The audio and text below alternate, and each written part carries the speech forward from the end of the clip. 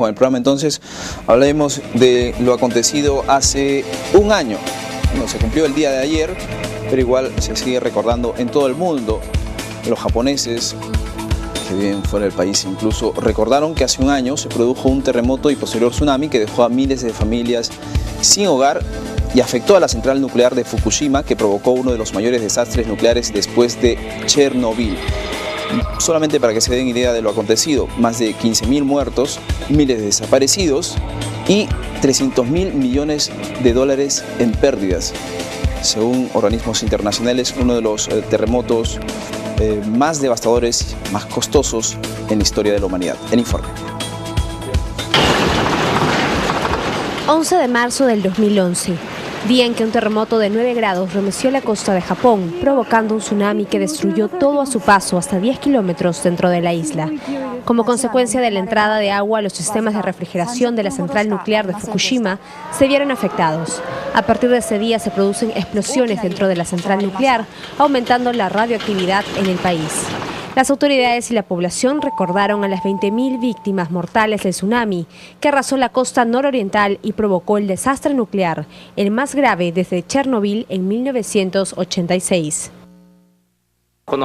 Es importante que no nos olvidemos lo que dejó ese terremoto y pasar lo que recordamos a nuestros descendientes. Así fomentamos la prevención ante desastres naturales y avanzaremos hacia la construcción de un país más seguro. A un año de la tragedia se calcula que más de 337.000 personas siguen sin hogares, según el informe de la organización Save the Children. Mi casa está en la ciudad de Nami y no podemos ir a casa. No nos han dicho nada. Para ser honesto, realmente no hemos tenido ni una buena señal. Apenas han notado el paso de este año, pero lo que realmente tienen que preguntarse es lo que están haciendo los políticos durante todo ese tiempo. Un minuto de silencio a la hora exacta en la que ocurrió el desastre se dio en Japón, en especial en las zonas afectadas. Algunos pudieron volver a Fukushima, pero solo las zonas permitidas. Estoy muy triste, ya que era un lugar maravilloso. Si no fuera por todo lo que ha pasado, yo sería capaz de volver también. Concluido el minuto de silencio en el que afloraron muchas lágrimas tras las mascarillas blancas que cubrían algunos rostros, una manifestación recorrió las calles del centro de Tokio. Al grito de nucleares no, la marcha colorista pidió el fin de las plantas atómicas. La manifestación incluyó gente disfrazada de mangas radiactivos. Todos ellos enarbolaban pancartas reivindicativas al son que marcaban los tambores de sus compañeros. Un año después, Japón sigue luchando por la reconstrucción y contra las fugas radiactivas de la central. Bien, y uno de los hechos que generó todo un debate a nivel internacional a propósito de este terremoto y tsunami, bueno, básicamente con el tsunami, es que se lograron afectar centrales nucleares que tenía Japón. Una de ellas, la de Fukushima, generó toda una crisis nuclear. Estamos precisamente con un especialista en temas nucleares, con Raúl Delgado Sayán, a quien agradecemos su presencia en nuestros estudios para conversar respecto a esta polémica que desató no solamente el efecto sísmico, de lo cual se ha hablado durante estos últimos años, sino también sobre estas centrales nucleares y lo riesgosa que terminaban resultando a la larga, más allá de abastecernos, de proveernos de energía a muchos países del mundo, pues también generan estas crisis temibles. Gracias por estar con nosotros. Encantado, Carlos. Esta polémica pues todavía es una discusión pendiente, vigente. Sí, yo creo que Fukushima viene 25 años después de Chernobyl. Ambas fueron realmente catastróficas para la humanidad. Y lo que nos enseña a nosotros es que, si bien es cierto, hemos estado pensando de que estas centrales atómicas resuelven un problema energético en zonas que no tienen otras posibilidades energéticas, sin embargo, pareciendo ser una energía limpia, cuando no pasa nada, en el momento en que pasan cosas y tenemos este tipo de tragedias, el daño es realmente inconmensurable. ¿Cuántas centrales tenía o tiene Japón actualmente? Ya, a ver, Japón tenía antes de Fukushima 54 centrales operativas, ¿no? Evidentemente lo ocurrido ha sido quizás el golpe más fuerte, incluso muchos dicen que ha sido más fuerte que Hiroshima y Nagasaki como golpe dentro de la población. Y inmediatamente... Estamos hablando de las bombas nucleares. Sí, claro, claro. Inmediatamente Esto, porque digamos, lo de otro es producto de una guerra, ¿no? Que no volverá a producirse, ojalá, pero esto es uso pacífico de la energía nuclear. O sea, lo que está en debate ahora es que siempre nos hemos preocupado por el uso bélico de la energía nuclear y ahora nos encontramos en que el uso pacífico realmente puede significar la destrucción de mucho territorio y de muchas vidas. Ahora, la ubicación de estas centrales nucleares estaban en las costas y a la larga el tsunami que afecta a Fukushima pone en riesgo estas centrales nucleares. Tan es así que hasta ahora las zonas colindantes a estas centrales pues están inhabitables o consideradas inhabitables para el ser humano. Sí, Carlos. Mira, yo quiero ser un poquito más, digamos, preciso en este tema. Muchas centrales están cerca a la costa. Una de las cosas principales es que necesitan mucha agua por el tema de refrigeración. Pero hay otras, evidentemente, que no están tan pegadas a la costa. Pero siempre se trata de que estén o pegadas a la costa del mar o que estén pegadas a unos grandes reservorios de lagos, etcétera, porque van a tomar agua para refrigerar, que es la parte crítica. ¿Y nunca se pensó entonces que la altura de los tsunamis podía traspasar los muros que de pronto se colocaron? Sí, pero tenemos que pensar que no solamente el tsunami puede ser quien origine un problema nuclear de la categoría de Fukushima. Incluso, como tú sabes, yo participé en el diseño de 2 plantas de energía nuclear en los Estados Unidos que aún están operando, para mi sorpresa, porque por la cantidad de años que eso lleva. Pero una serie de consideraciones de diseño que utilizamos hace 30 años, ahora han surgido otras que nunca nos imaginamos y que son peores. ¿Cómo? Por ejemplo, y que son actos del hombre. Por ejemplo, sabotaje.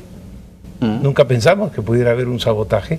Y así como no ha sido el tsunami directamente, sino una consecuencia del tsunami, lo que origina la tragedia cuando el sistema de refrigeración dejó de funcionar. Entonces, obviamente, se produjo la fusión del núcleo en el reactor nuclear, pero eso también puede ser causado por sabotaje. No teníamos terrorismo allá por los años 60, 68, 69. Y hoy día un reactor puede ser objeto de un ataque terrorista. Es más, no existían armamentos que hoy día existen. Por ejemplo, las famosas bombas estas Bunker Buster que diseñaron los americanos precisamente para la guerra de Afganistán, para llegar a las cuevas. ¿Qué cosa tienen esas bombas? Esas bombas estallan no en contacto, sino ingresan dentro de lo que podía ser, por ejemplo, una central, que ojalá nunca esto ocurra, y estallan adentro. Entonces, todas esas cosas, por ejemplo, no han sido tomadas en cuenta en los diseños de los 438 reactores que en este momento existen en el mundo. Nos decía que usted participó en la construcción o el diseño de centrales nucleares que para su sorpresa todavía están operativas. Sí. ¿Qué pasa con ellas? Porque hay muchas centrales nucleares por la edad viejas, digamos, y que aún están operativas y que genera también la preocupación del mundo. Así es. La realidad es esta: cuando diseñamos estas centrales, la vida útil fue más o menos alrededor de 40 años, 31 a 40 años. Y dieron las licencias para eso, pero después estas licencias han sido renovadas. Entonces, plantas que ya deberían haber sido decomisionadas, o sea, puestas fuera de servicio, reemplazadas por otras y demás, que ya son un poco ancianas, para ponerlo en términos humanos, todavía siguen operando, ¿no? Vamos a ver un informe que elaboramos el año pasado sobre este terremoto del 11 de marzo, que tuvo una magnitud de 9 grados, entiendo. 9 grados, uno de los más altos en magnitud que se ha conocido en la historia. Veamos entonces lo que informó hace un año Canal N respecto a este sismo.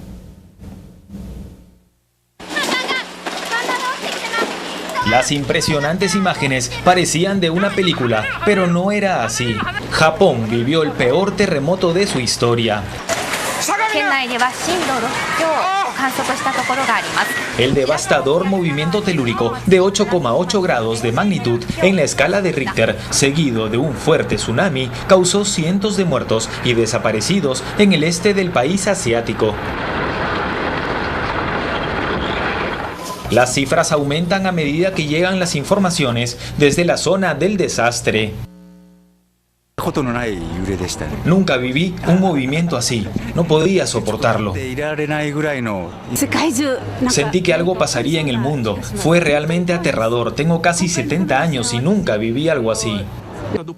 El epicentro estuvo en el Océano Pacífico, a 130 kilómetros de la península de Ojica y una profundidad de 20 kilómetros. La ciudad de Sendai, una de las más afectadas, sufrió un poderoso maremoto con olas de hasta 10 metros que arrastraban todo a su paso: casas, vehículos, postes y árboles. Un barco con 100 personas a bordo desapareció en las costas de Ishinomaki. También se trata de localizar el paradero de un tren que viajaba con un número indeterminado de pasajeros. Un sinnúmero de historias entonces que se tejen en función a este terrible acontecimiento acaecido hace un año, y pues tras ello se teme que pueda darse un nuevo terremoto, se espera un nuevo terremoto. Hay muchos informes, muchos estudios que hablan de un nuevo terremoto, pero esta vez centrándose en Tokio, entiendo, en la capital japonesa, pero en todo caso esas son las versiones que surgen. Volvamos al tema de la central nuclear.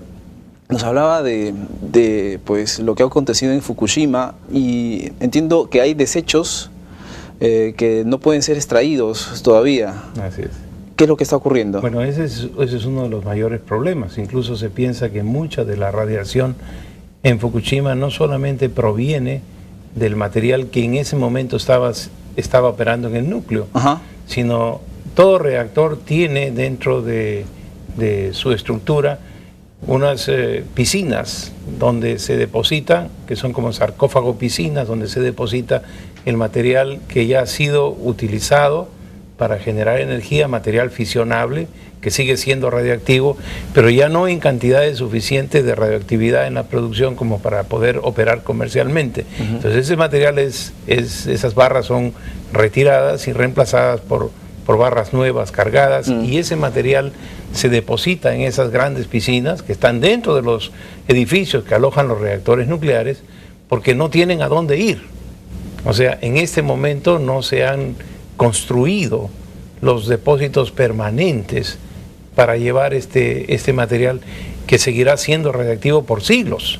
Entonces, eso es como realmente una bomba de tiempo dentro de los reactores, ¿no? Porque cualquier cosa que pueda pasar, evidentemente, si hay un colapso como el caso de Fukushima, que nosotros veíamos en la televisión con cierto horror, que la estructura volaba y el techo volaba, entonces evidentemente esos depósitos de desechos radioactivos también estuvieron expuestos a la intemperie y propiciando radioactividad. Entonces, esto existe prácticamente en todos los reactores nucleares, porque no hay estos depósitos permanentes, y cálculos que hemos realizado, en fin, y que mucha de la gente que está en este tema nuclear comparte, es que mundialmente deben haber como 400.000 toneladas de desechos radioactivos que han sido generados por los 438 reactores que están operando. ¿Y que dónde están? Bueno, en las mismas plantas. O sea, en este momento están en los depósitos que son temporales, o sea, en las mismas plantas, y no los sacan para llevarlos a los depósitos ya definitivos que no existen, ¿no? Lo acontecido en Fukushima marcó, como decíamos, una polémica en torno a la viabilidad de estas centrales. Tan es así que muchas de las zonas adyacentes a Fukushima, por ejemplo, son inhabitables y no sabemos por cuántos años quedarán como ciudades fantasmas o zonas fantasmas. En Francia hubo una enorme polémica, que se pensó inclusive en desterrar estas centrales, pero bueno, son necesarios. Por otro lado, ¿no? ¿Qué hacer? Ahí la humanidad tiene que encontrar otra solución, ¿no? Se pensó durante mucho tiempo que las centrales nucleares tenían la gran facilidad de que uno las podía instalar en cualquier sitio prácticamente, sin necesidad de tener o caídas de agua, o reservas de gas, o carbón, o biogeneración, en fin, cualquier otra manera de generar energía, y que esto sí era una energía, digamos, entre comillas, al alcance de todos, ¿no? Y normalmente cuando opera bien no hay problema. El problema es cuando hay uno de estos accidentes que son irrecuperables. Tú lo acabas de mencionar, la zona de exclusión, o sea, donde prácticamente nada puede sobrevivir alrededor de la central de Fukushima, es de un radio de 30 kilómetros. Vamos a imaginarnos en nuestra dimensión, por ejemplo, es 2 veces el tamaño de Lima y Callao juntos.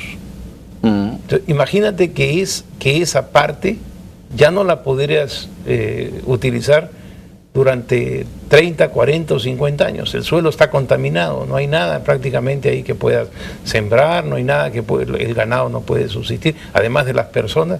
Básicamente, imagínate que se convertiría todo Lima ya en una ciudad fantasma, ¿no? Eso es lo que ha ocurrido. Eso es lo que ha ocurrido, ¿no? Por eso que han tenido ellos que evacuar 300.000 personas. Claro, nadie va a poner una central en Lima y Callao o en centros densamente poblados, ¿no? Pero de todas maneras es una pérdida de territorio tremenda como consecuencia de esto y por decenas de años, ¿no? Veamos precisamente un extracto de lo que informáramos a propósito de lo acontecido en Fukushima.